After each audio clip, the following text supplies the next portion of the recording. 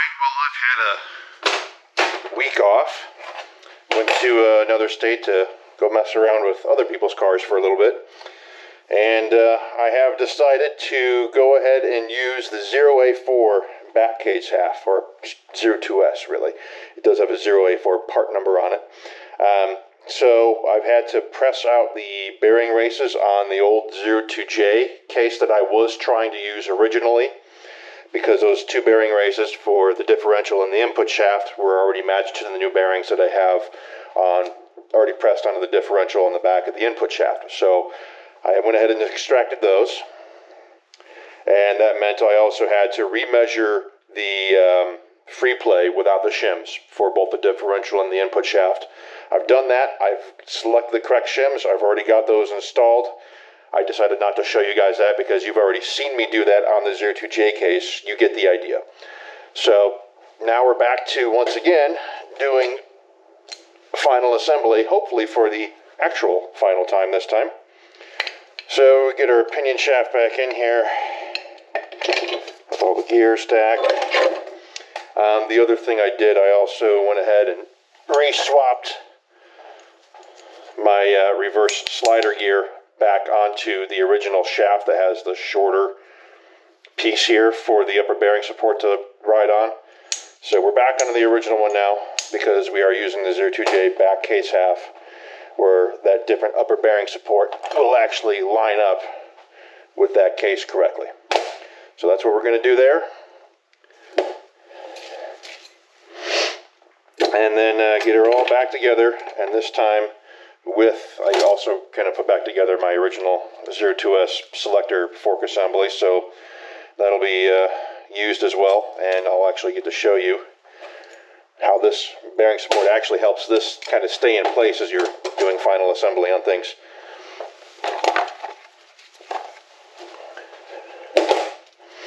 So get our big reverse gear in from the 02S installed on there.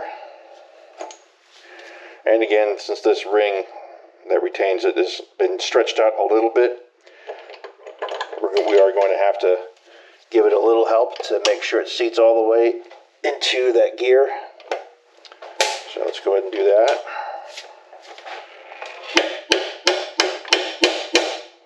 There we go. That is now seated all the way. Everything's good. We get the selector that actually moves the sliding gear installed.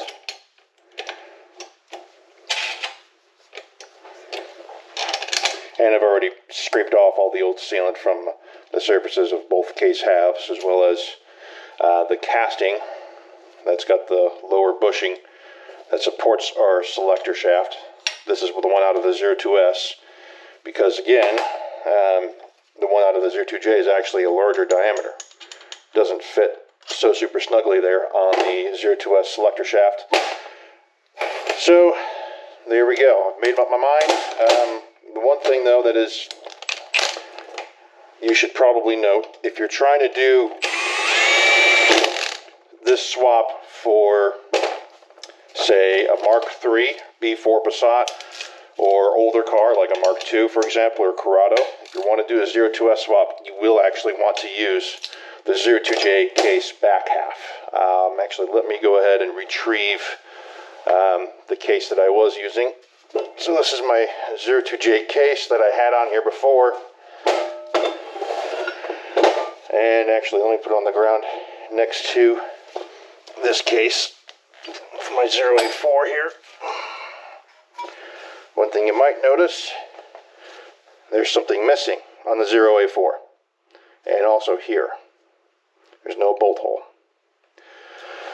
That is a very important thing to have, because there is a mount bracket that screws into and extends out of the case over here for Mark III and older vehicles. So using a 0A4 case back half, you will not be able to do that on those earlier cars. I'm putting into a Mark IV though, so the 0A4 case back half will be perfectly fine.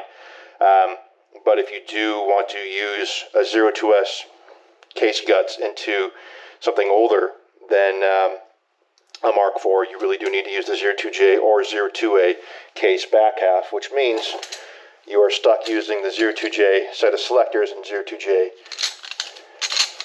selector shaft, the shift tower.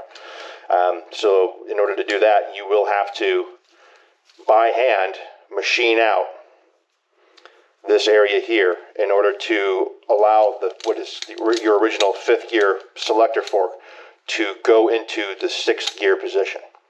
Because currently it will not do that. So that's that. Let's go ahead and finish our assembly here to get things on the road. I actually do have one more of these to put together for somebody else who wants to put it in his Mark IV. So I'm going to be doing it the same way as I'm doing mine. We're going to use the 0A4 02S case back half, and then he also had a 02J core he supplied me with. So that's how we're going to go about that one. Well, let's just get this thing assembled and let's get on the road. There's our different upper bearing support for the 0A4 case back half. And this little lip right here is actually kind of handy, because when I go to install this selector fork assembly, you might have noticed the last time that it kept on wanting to slide out real easily. They actually put this little lip here so it'll grab onto part of our selector fork assembly and prevent it from wanting to slide down so easily when it's just kind of sitting there loose before you do your final assembly. So that's kind of a neat little bit of engineering Volkswagen's put in there just to actually make the life of whoever's going to be rebuilding or doing initial assembly on this that little bit easier. There we go. Catches on that lip, prevents it from the top part from wanting to slide off, and so everything stays in place. And we're also making sure, there we go. So the other thing to really make sure of, I don't know if you can see this at this angle, but this is our reverse selector here, and there's this piece that needs to engage onto it. So you just got to make sure that it's not, off to one side and not fully on top of these tabs that are here.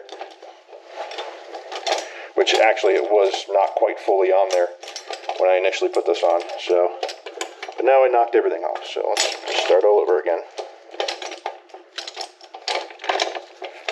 Okay. Make sure we are in the colors there. Looks good. And we are where we need to be on the reverse selector. So that looks good. That's exactly what we want.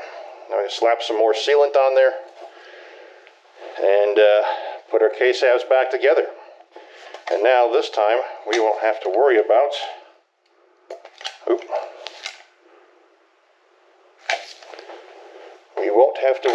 our selectors not lining up with the case half. We found that out the hard way already, so everything should be relatively smooth sailing from here, though I suppose I also have not yet experienced assembling 5th and 6th gear before, so that'll be interesting, but I'm hoping it's not too much more difficult than just simply doing the 5-speed but adding an extra gear.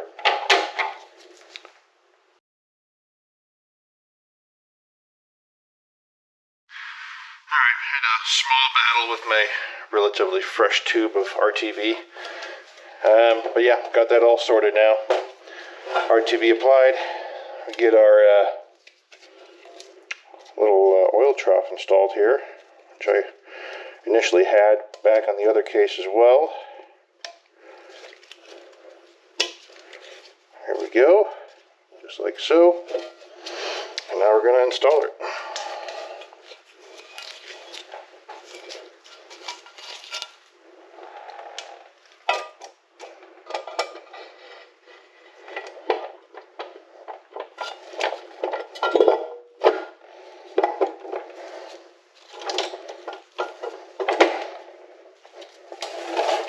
Just like so.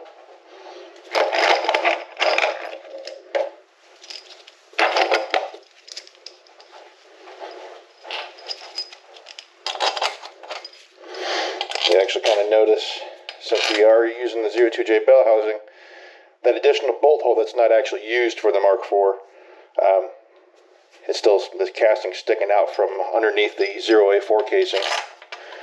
It is funny though that they did bother to put in that bolt hole, which is obviously not used on anything Mark IV and newer either, but for some reason they still left that vestigial piece of casting and sort of a piece here, but without the actual bolt hole that extends out this way.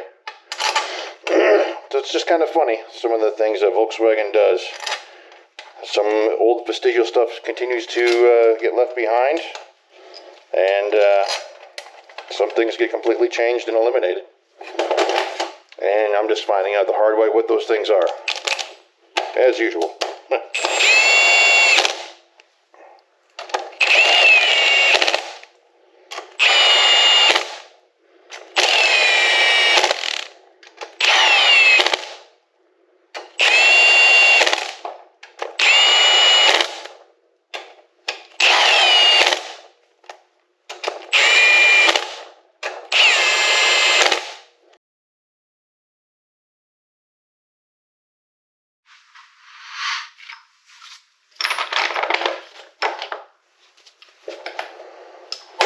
Alright, now since we have matching case half and selector fork assembly, we shouldn't have an issue getting all of these to line up. And I guess it also now explains to me why some of the late 02Js started getting these pivot pins with the extended bolt hole or elongated bolt hole. So on 02J, this bolt hole is going to be all the way basically here, and most of the early 02Js, they only have the bolt hole that's exactly the size for that M8 bolt. It doesn't have this extension, and it's exactly right here at the very, very start of this slot here. And you can see on our 02S here how much further away these bolt holes are. This one's kind of in the middle, and the one for 3 and 4 is all the way to the very back of that extension. So apparently the bolt holes have actually stayed in the same place, but the holes for the pins themselves have moved. That's what's going on here.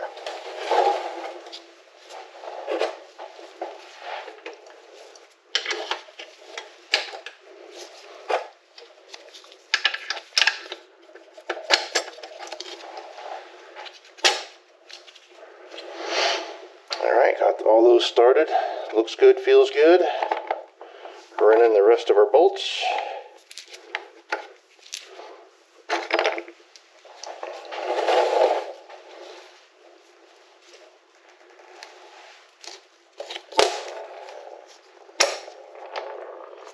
Here we go. And that guy's just going to drop down there for now. We'll get back to that in a second.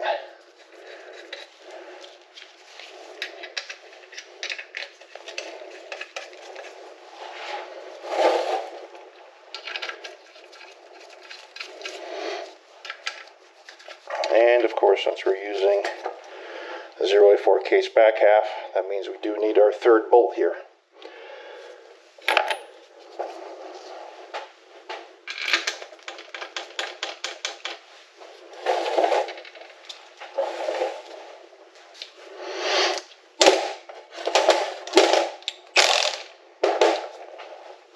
Here, let's actually get this one started.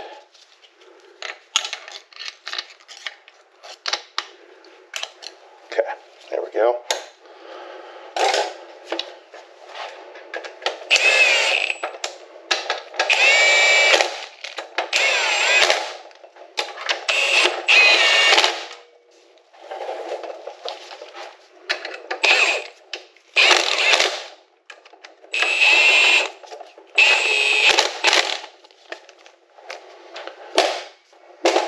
I'm not sure if I pointed it out yet, but I did also go ahead and drill a hole here for better oil drainage into and out of the 5th gear chamber.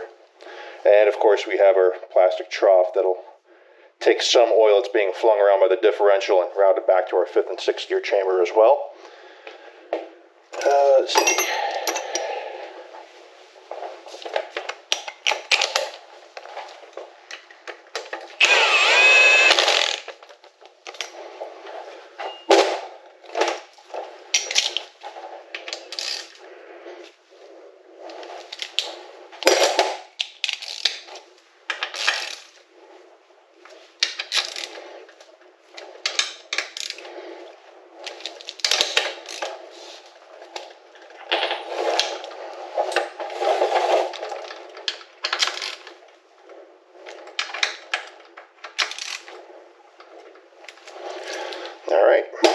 wheel's all done. Put some sealant on the little Volkswagen casting. That's also our bushing for the shipped Selector shaft.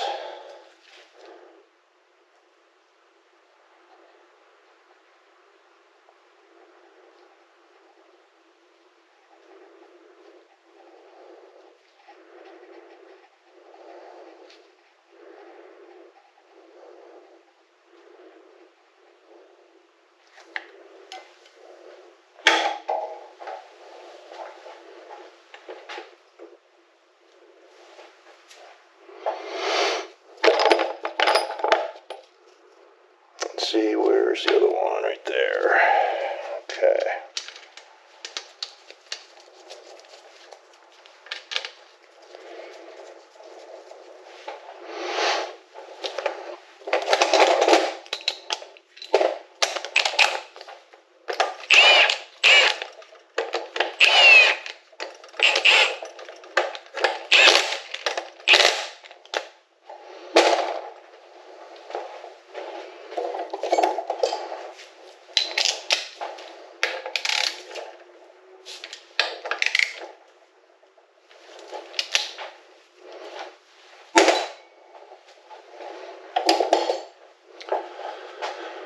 Okay, let's see if I got a free towel laying around here.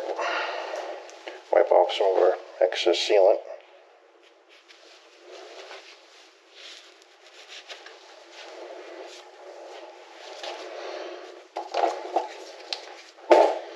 Flip her down. Running all these, including now retightening our pinion nuts. I initially did not take these off at all, but then I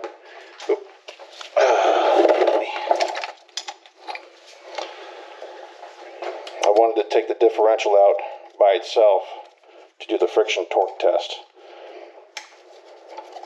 Since I was redoing the differential and input shaft bearing preload settings, so decided to just take that back out again anyway.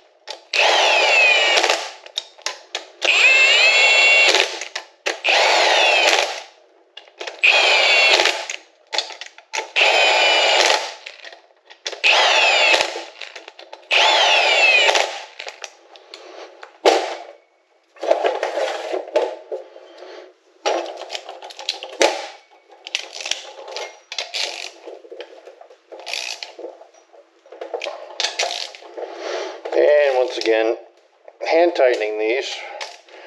They do have I don't forget what the torque spec is off the top of my head, but there is, you know, a plus so many amount of degrees after the initial tightening. And once you've done enough, you really do get a feel for when that fastener's kind of reached that point where it really doesn't want to give anymore, and you just stop right there. But again, if it's your first time doing this, or any kind of work like it, I would advise following the book a little more closely, but also bear in mind that any bolt that has a, like a plus 90 torque spec, oftentimes when you do reuse them, they're not going to quite make it back to that full plus 90 before the bolt kind of reaches that point where it really doesn't want to give any further. So when you do it by feel, you kind of feel where that point is, and you just don't try to go beyond it. That is the trick.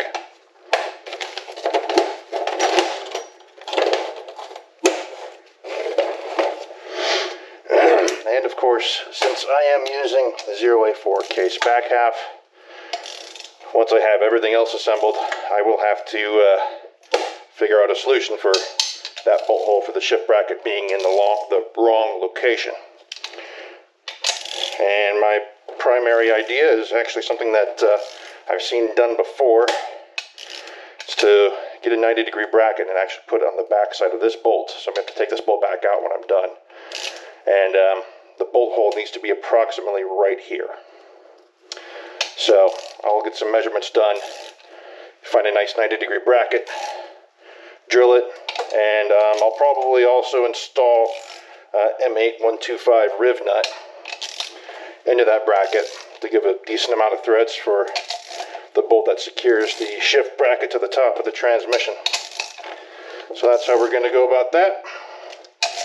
It'll be kind of the final piece before I put this thing in the car. But for right now, we are just going to finish tightening this up. Even going to get the shift tower installed here. I actually had started to grind it down a little bit, but I haven't gone too far. When I was still thinking about using the 02J setup, but with this selector, probably all a bad idea. Anyway, we are going to use this as it sits, for this to go into place.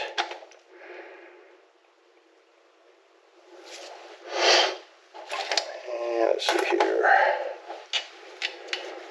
Now, as I do these, I do tend to move these 8mm bolts around just a little bit, just to see if I can get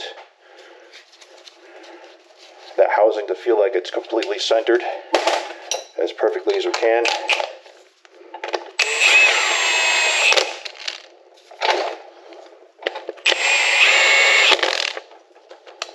Okay. Actually, let me just do it this way.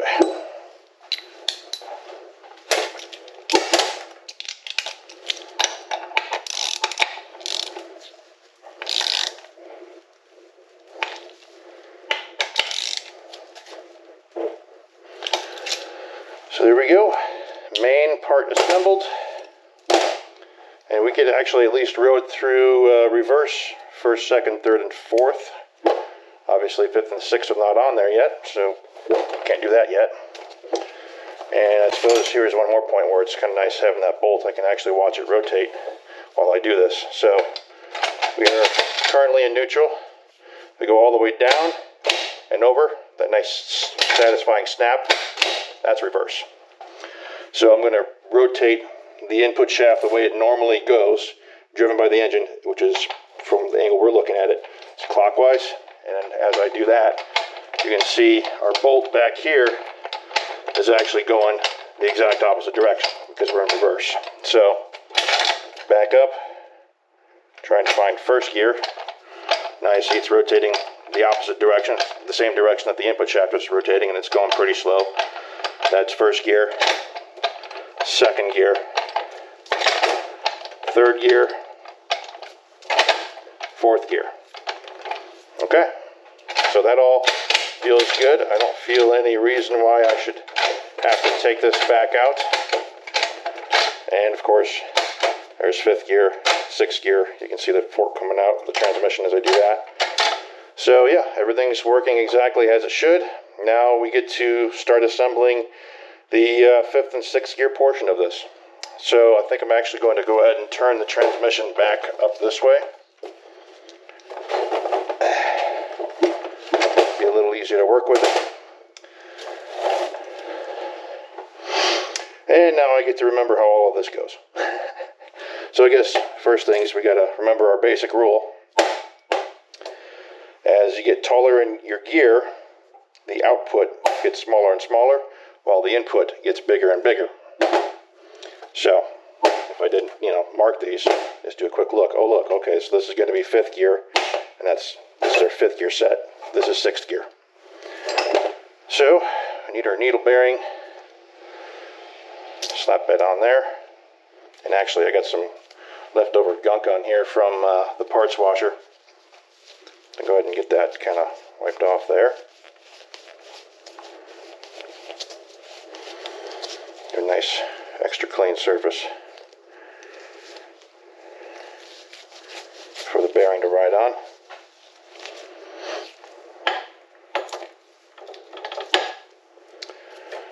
And what I will do, obviously for fifth gear here, it's pretty common. This is the exact same way the splines are set up on a normal fifth gear on just the 5-speed. So the start of the splines is actually recessed just ever so slightly on the side that faces the shaft. So it's completely flush with the surface of the gear on where it's facing just the bolt and the washer that would be there. If it was just a 5-speed, but in this case, we actually put on the sleeve and then 6th gear over the top of that. So I'm actually going to go ahead and heat this up while I'm thinking about it. This will help us with installation. Let's see here.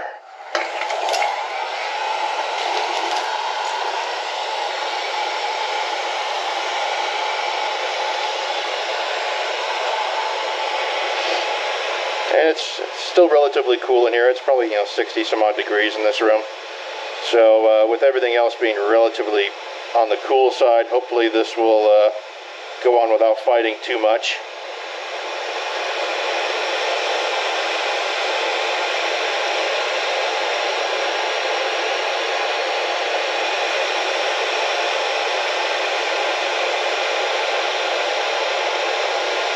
I think I will just kind of do this the old school way that I'm normally doing it in the 5-speeds when it's on the car, where I just kind of use a hammer to help run it home. But I will have to find something else to help fit over the shaft in order to help me do that. So I'll probably just end up getting one of my press adapters, or I could just take the whole dang thing to the press. That's another option, but it's kind of unwieldy to put the whole transmission onto that assembly. Plus, it's really heavy. So we're going to try it this way first, see how it goes. Actually, you know what? I'll go ahead and take my input off. Let's try. Let's see. That should be plenty of room there. Kind of use that as a drift, and also going around the shaft.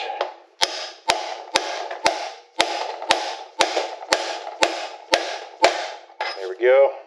It's a nice solid sound. Now we can go ahead and put our input back on here. Oop. Am I retarded? I might be.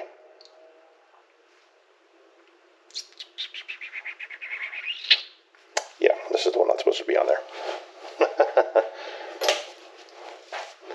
Once again, not using my brain. The smaller of the two input gears is your 5th gear. You genius. Anyway, there you go. And go ahead and get our synchro put on there.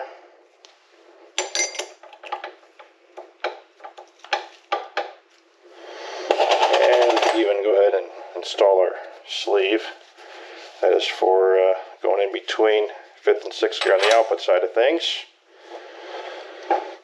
And let's see.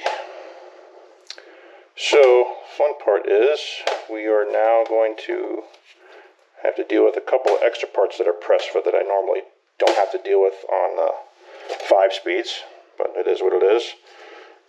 Let's see here. There is a little bit of residue left on here too from the detergent and our parts washer. So I'm going to go ahead and wire wheel this off, and I'll come back to you here in a little bit.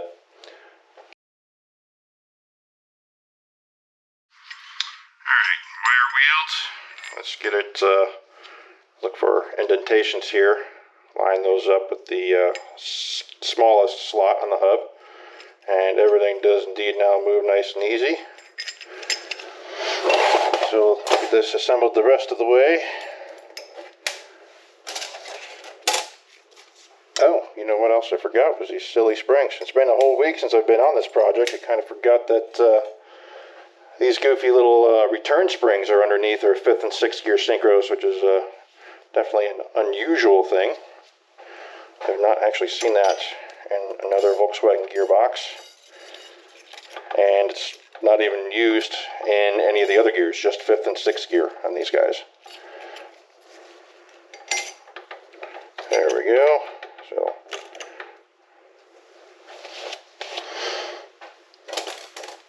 and once again, spring with the hook on it.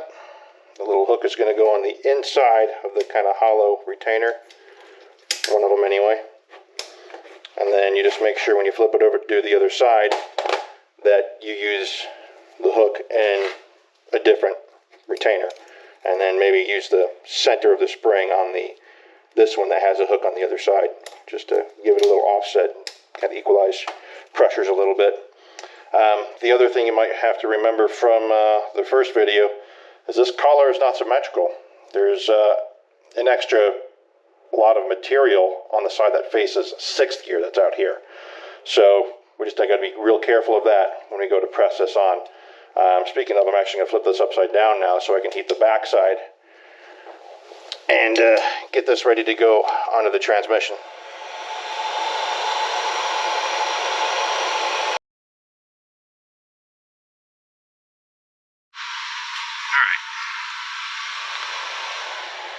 All heated up. Go ahead and drop it on there. It's definitely warm. And we got to make sure that these tangs that stick up on our synchro are lining up with the larger slot opposite of where our retainers are. The retainers are actually lining up with this kind of recess in the synchro.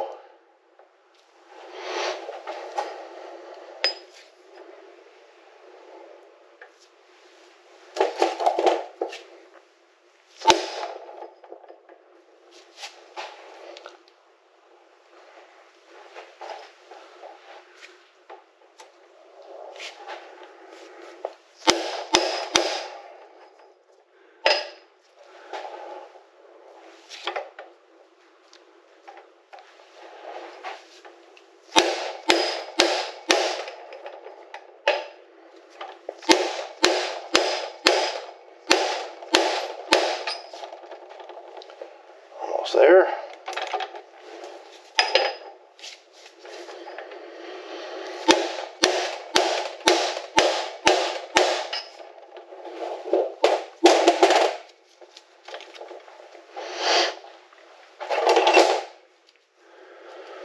Before we get too crazy with that, now we got to do our next piece.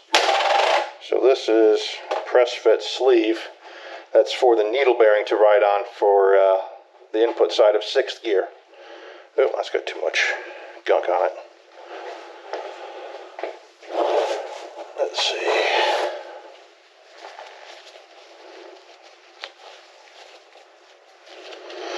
And I think I'll probably end up using a small adapter. Because that'll fit over the shaft no problem and fit this outside diameter perfectly. So that's what we're going to run with. Go ahead and slot that on there. And maybe, yeah, I really probably should be using a press for this, but it's just so unruly and heavy to haul this thing over there. So we're going to try it like this first, see how it goes. Usually these sleeves aren't super tight, but it's still going to take some hammering.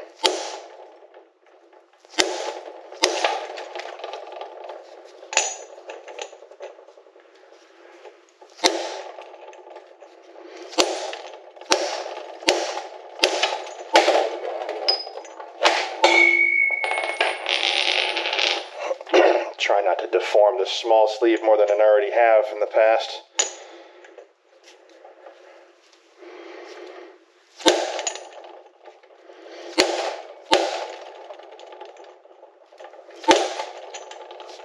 Okay. That looks like we're on there. Nice and flush. So once again, synchro to drop that in.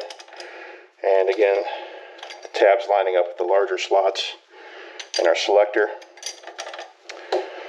and our needle bearing, and our 6th gear. And let's not forget our spring for the synchro as well. I might actually keep this on the gear while I kind of just slide it into place. I guess the next question is, should I do this last? maybe I'll do this in a second. I'll go ahead and put my 6th gear on here first. So let's go ahead and get that warmed up.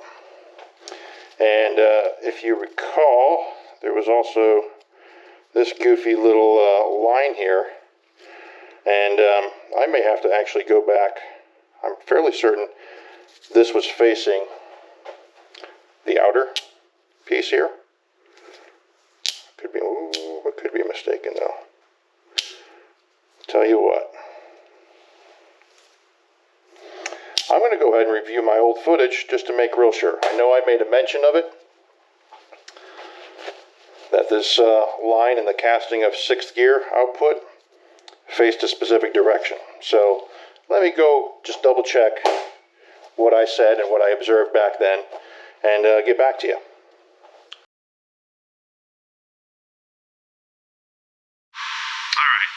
it was as I thought. This goofy line in the casting actually faces the sleeve at the very back of the case. So that's how we're going to go ahead and press it on and move on. There we go. Got a nice little start. I also heated up the gear while I was off camera there. Actually, you know what? I might do that one. Just so I'm not so close to the teeth of the gear.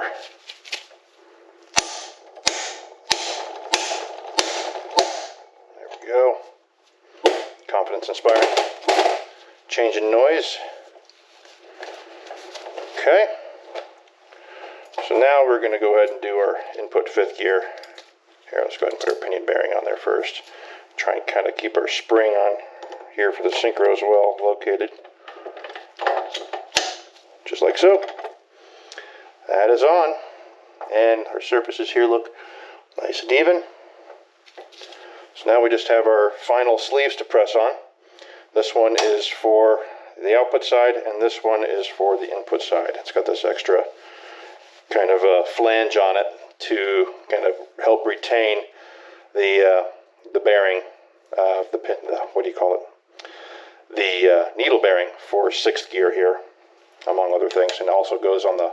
It's so wide it'll actually go on this back surface of the gear itself as well. So get all these going.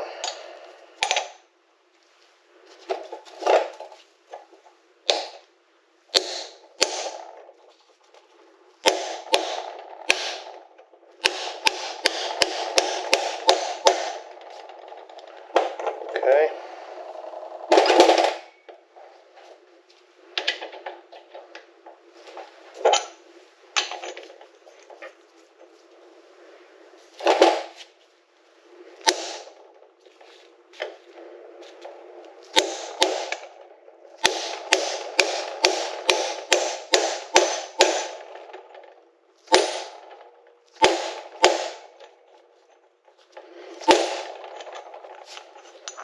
All right.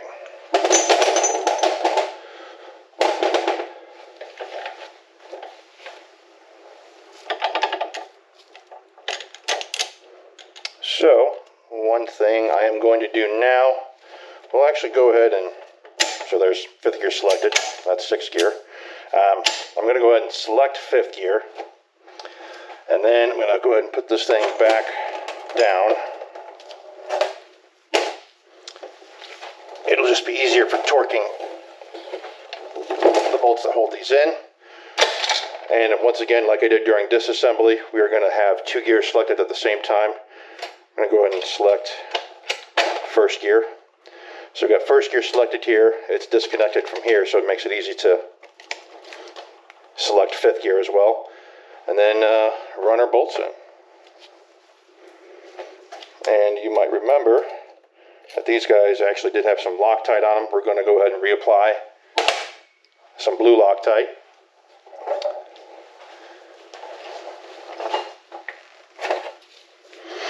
Something that they never actually recommended technically on the 5-speeds, but wanted to be a little extra careful with the 6-speeds, I suppose.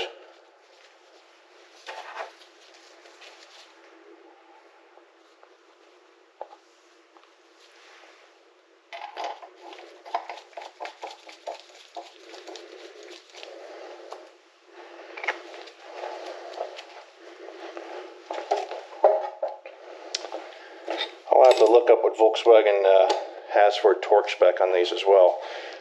For the 5-speeds, I know that it used to be something along the lines of maybe 59 foot-pounds plus so many degrees, probably 90 degrees. I think for the most part, I'd actually just been doing them to 90 foot-pounds straight.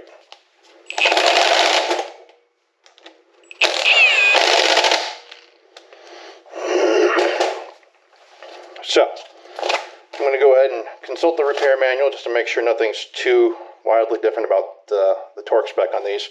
I might just end up torquing it to 90 foot-pounds if it's close enough. But yeah, well, let's go double check that.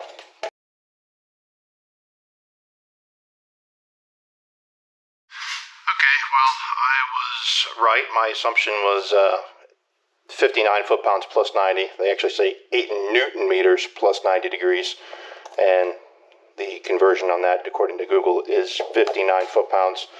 So I was correct there, but since, again, these bolts are reused, it just by feel, it seems like about 90 foot-pounds is about right without having to do the plus 90 steps. So that's what I am going to do on this, and obviously with the Loctite, that is going to help our situation as well.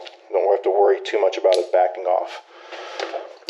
The 90 foot-pound recommendation I actually got from Euro Tuning, who has their own kind of 02S 6-speed clone, like an add-on kit. I've installed one of those many, many years ago for somebody in Southern California. Actually, it was almost exactly a decade ago, if I recall correctly. I did a second one for somebody else later on. But yeah, I think I might have actually been the first one that did one of those Euro Tuning kits in the US. They're pretty neat little add-ons. They actually were able to add on a 6th gear without even cracking open the transmission case. So a lot less work than what I'm doing for this. Okay. That all feels good.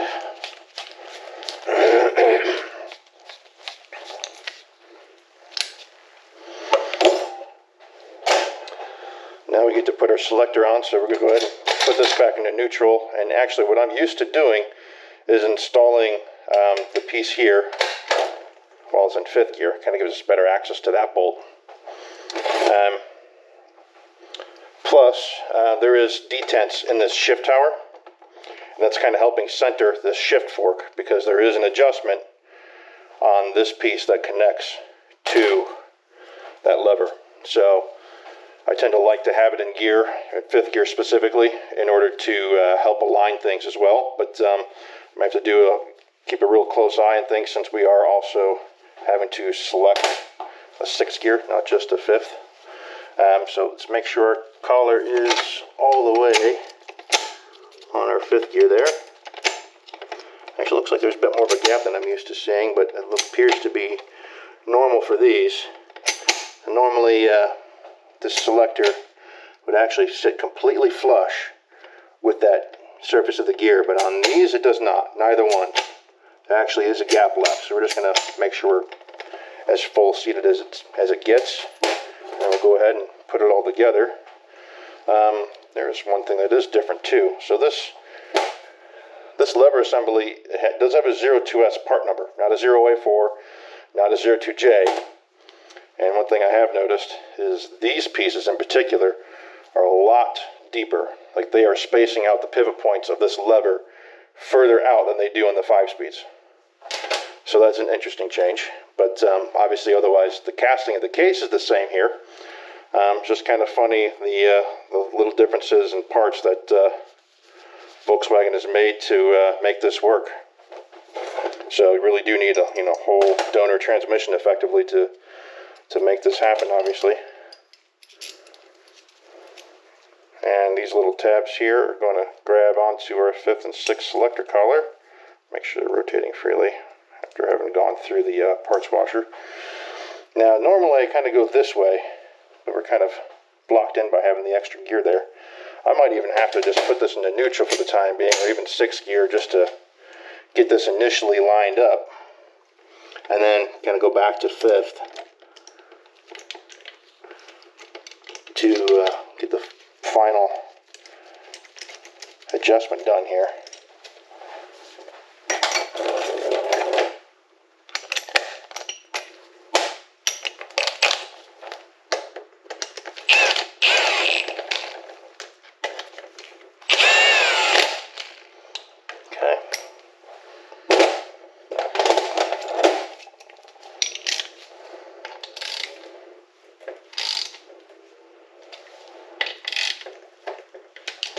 Let's go ahead and go to 5th gear now. And there's 5th gear there. Okay.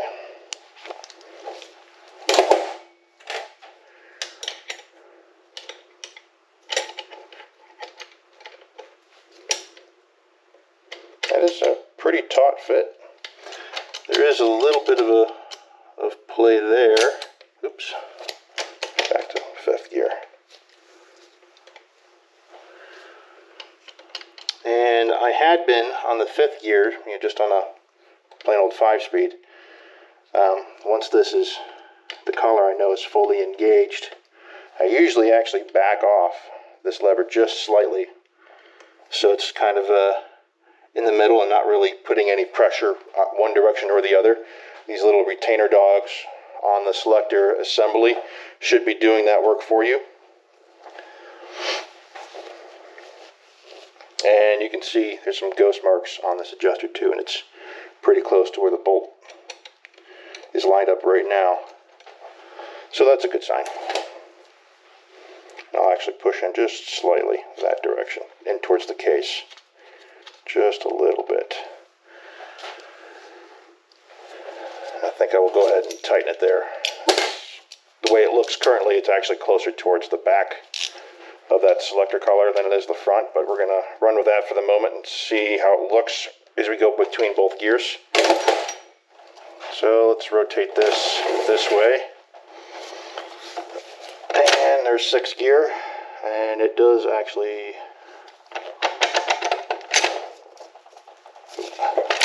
neutral. There's 5th. There's a little bit of daylight there.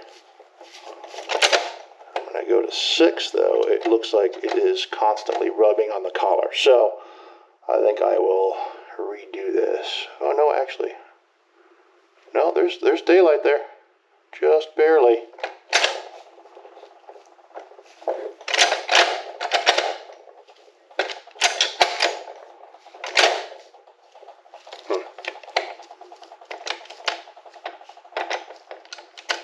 I might have to put that in just a little bit. I was having a hard time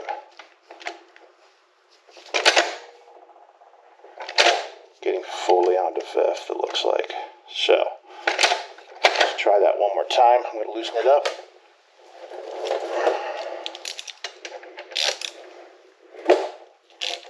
And maybe this time I'll pull out just a little bit.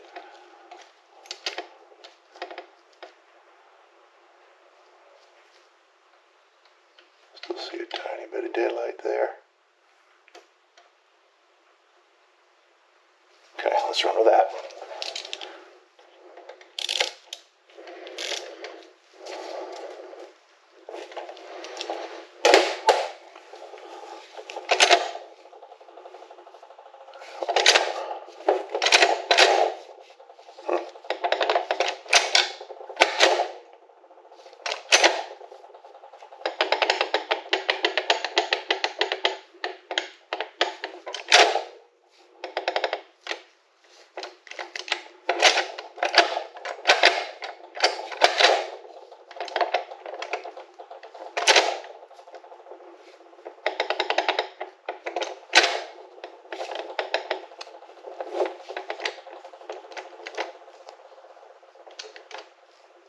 Yeah, I think we need to keep going the other way a little bit.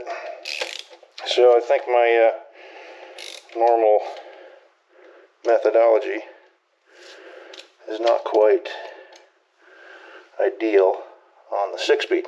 So we're going to have to adjust how I go about this. Maybe I should do it from the 6th gear end instead. I don't know. But this just makes it easier because the fork comes out to actually get at the bolt. So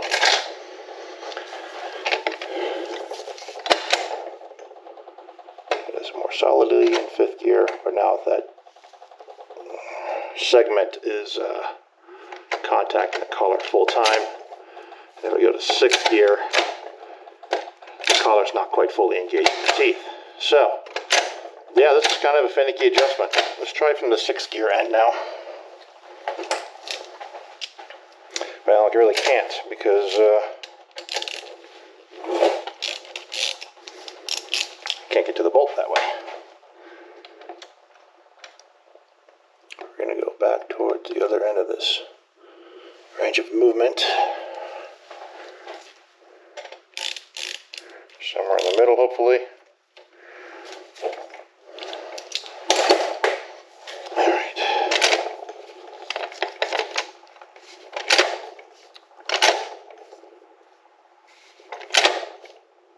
Alright, now we're looking pretty close.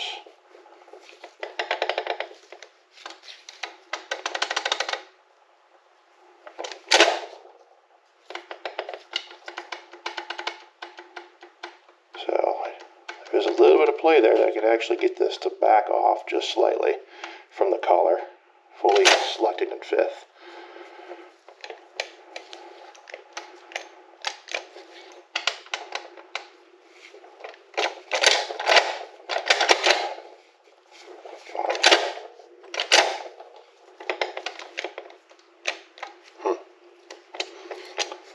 This was a little finickier adjustment than I thought it would be.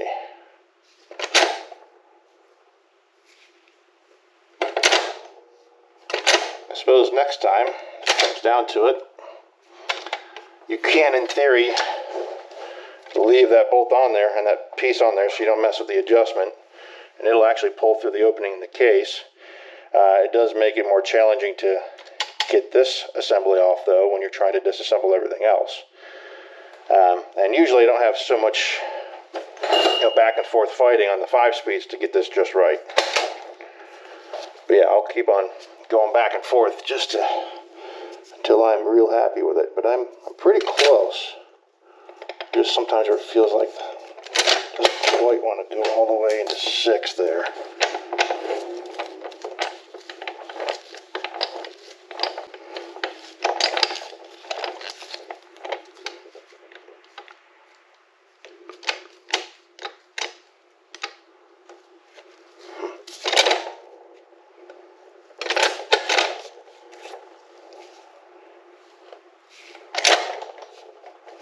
Still seems like it's a little on the tight end towards 5th gear. Huh. Interesting. Then when I push that on all the way, it's not so bad. Yeah, we'll just back it off a hair more. I might be being overly picky on this.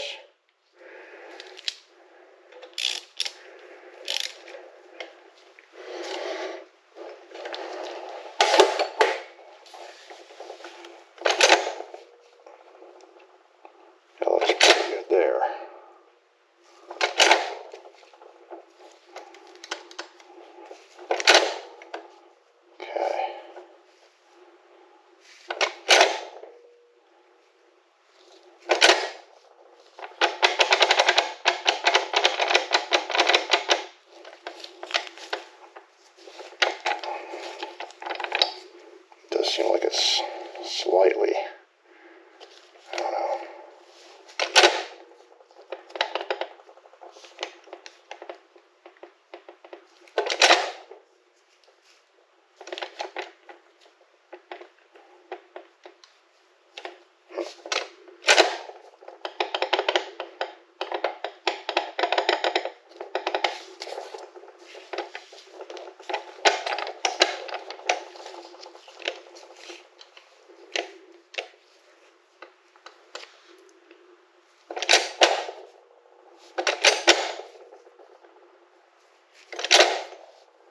I think overall, that looks pretty good. I'm pretty happy with that. So I think we're going to roll with it. Alright, that means all we got left now is slapping some sealer onto our case back half here. Install that. install seals for the differential and an input shaft seal, and that's done. So yeah, let's now actually I have a better question though, is what surface is going to be trickier here? So it almost looks like that surface in particular.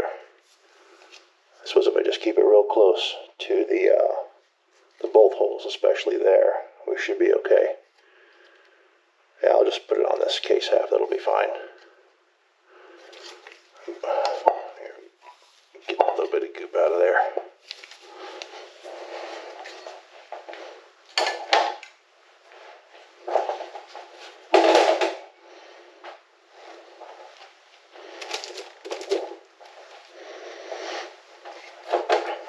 Maybe I'll just start right on that bolt hole. That looks like it could be a very narrow surface left there to work with.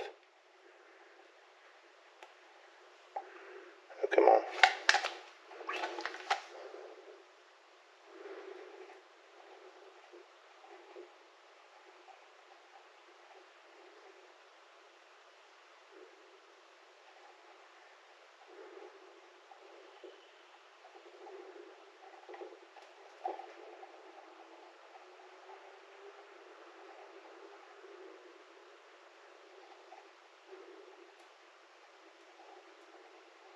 Some spots you can almost see where the case was not touching.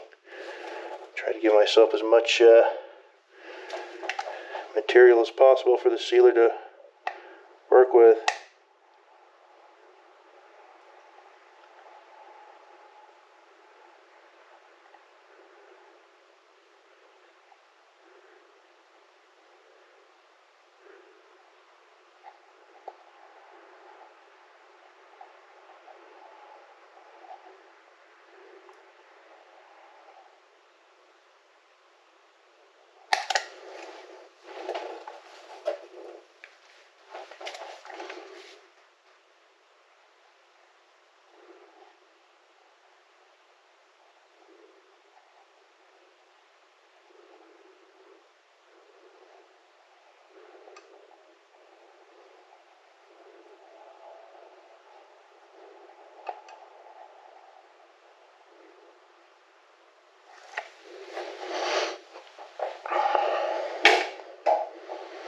Alright.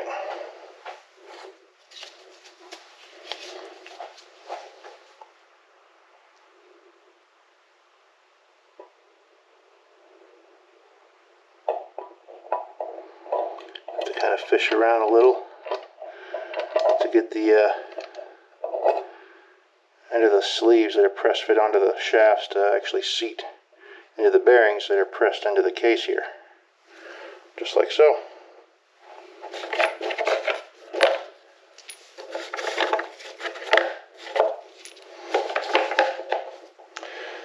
These almost threw me for a loop because a very, very similar bolt is this M8 triple square head for the reverse idler shaft, and it actually has a flange on that one, whereas the rest of these for this back case half does not. So if you throw them in a bin like I just did and kind of wonder to yourself, oh shoot, which one is which? Well, kind of get process of elimination too, I suppose, where you see there's only one that has a flange and 5 that don't.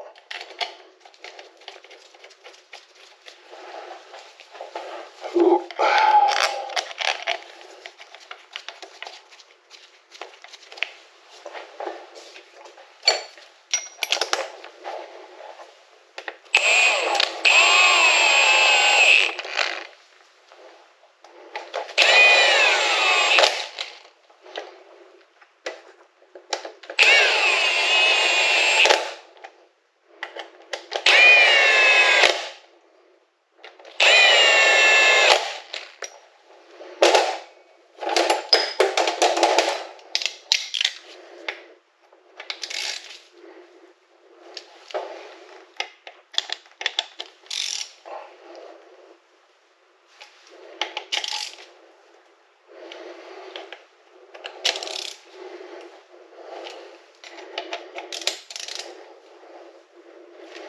Okay, there we go. all assembled. There's fifth gear. A little hard to turn this thing as you get to the higher gears, especially with the fresh bearing tolerances. I might have to wait until my flange is on there. So let's go ahead and take our bolt out. It's a little snug from kind of tightening it a good bit into the differential from when I was doing my friction torque test. Alright, so here we got our seals. So they actually gave us 2 of the standard seals. So, got our normal one here without the crazy sleeve and flange on it. And let's see here. At least get us started with this guy.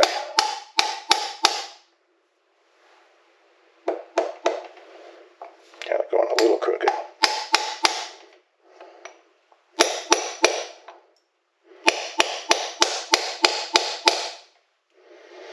Alright, that's started. I think I shall, let me see here.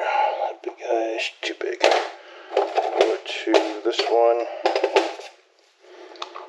Get to go in all the way. Alright. That's on there. Feels like I got a nice even amount, depth there. And now this one, we're going to do this. This is kind of the updated style that late O2Js and all the 0A4s basically came with. They don't have the metal sleeve that presses in first. This sleeve here is actually one piece with the seal, and this flange is just a piece of plastic that actually sits on top of the seal. That's how they do it now. But it's kind of handy because it means you don't have to worry about trying to extract that metal sleeve and salvaging it anymore. You just use this one piece deal. Alright. It's on there, all looks flush. We'll go ahead and slop some gear oil on the inner lip of the seals here.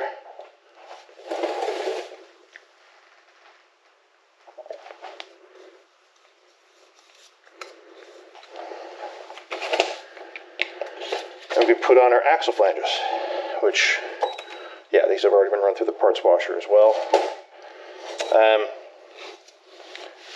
You will want to note that I did use a wave track limited slip differential. Sometimes there's some confusion because another competitor, Pelican actually will tell you with their differentials, the way they've machined it, they want you to remove this clip, the brass cone, the washer, the spring. All of that comes off when you're installing a Pelican differential and with your stock flanges here. But WaveTrack does not say that. And in fact, if you would try to install a WaveTrack differential with none of this on there, these will flop around as if you have really, really bad diff bearings. Just yet another one of those things I have found out the hard way over the years. Though I will say, sometimes I find these WaveTracks kind of fight me a little bit more. Like I have to put a little bit more pressure on these springs to get these bolts to just start.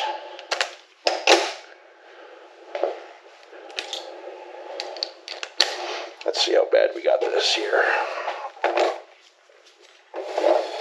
I might have to put it up against the wall just to give me something to brace against.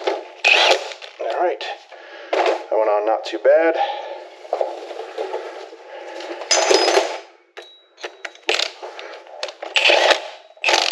It didn't fight me too bad today. That's good. So, I think the spec on these is either 18 or 20 foot-pounds. I've just been going to 20 foot-pounds. Try not to get too carried away with getting them too tight or unable to tell if they're not tight enough because you're using power tools. So they're pretty critical to torque these for sure. And this is just you can thread in a couple bolts and use a pry bar or large screwdriver to counterhold. I actually have this This is a Volkswagen proper spanner wrench, and I use it for all kinds of different things, and mostly for timing belts, but it's good use out of a lot of different random uses I find.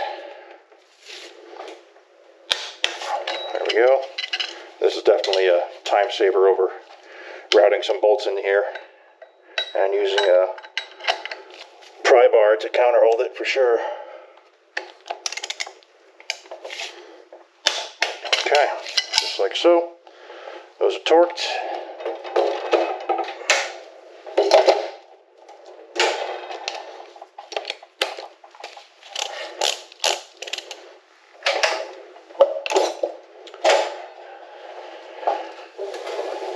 Now we got our input shaft. The input shaft seal comes as part of this guide bearing tube. This is a tube that's got some etching on it, which usually means it probably came from an OE manufacturer, a Volkswagen. Since these parts are not being sold to the dealer, they didn't want their logos on them, so they just get etched off. That's how you know it's a quality part.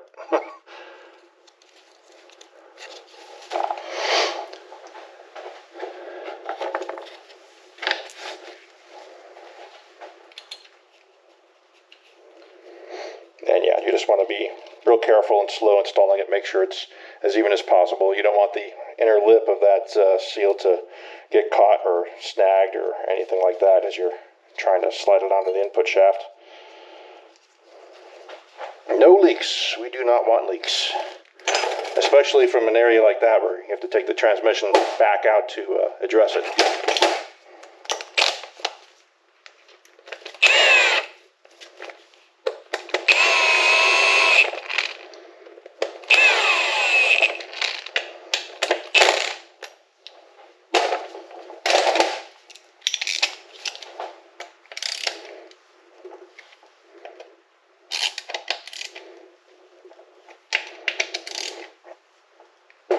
Alright, there we go. So, we can now kind of roll through the gears. There's reverse. Oh, I'm kind of going the wrong way. Reverse. First. Second. Third. It's starting to get a little harder to turn. I might have to give myself assistance here. Fourth. But yeah, every time it's going a little faster on the flanges versus what I'm doing on the input. Fifth and sixth.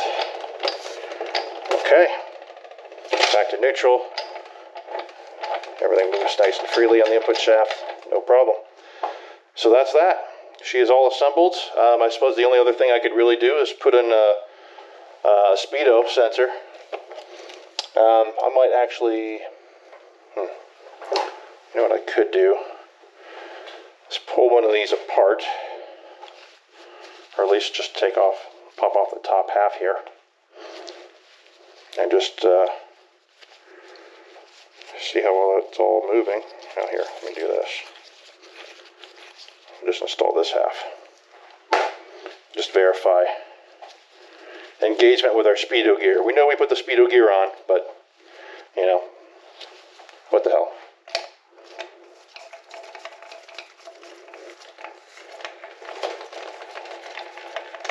There we go.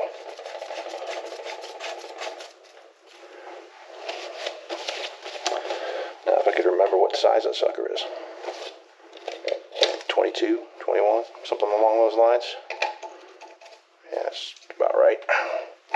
Doesn't need to be super tight, just being that it's plastic and all.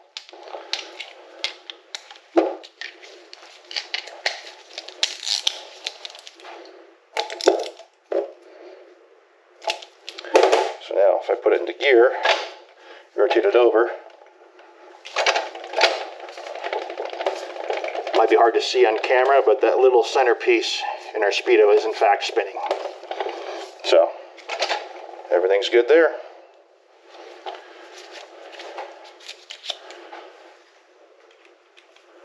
Go ahead and get that guy lined up and threaded on.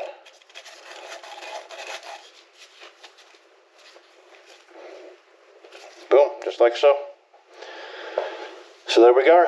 We got ourselves a Mark 7 02S Mark IV 02J hybrid, ready to go. It might be some time before I'm ready to put this in the car, but maybe in the next week or two I'll find the time to do it. But yeah, it's all set up, ready to rock, ready to get tossed in the car. I just need to put in some fresh gear oil, and it will definitely take more than the standard 5-speed because of that extension. But yeah, ready to rock.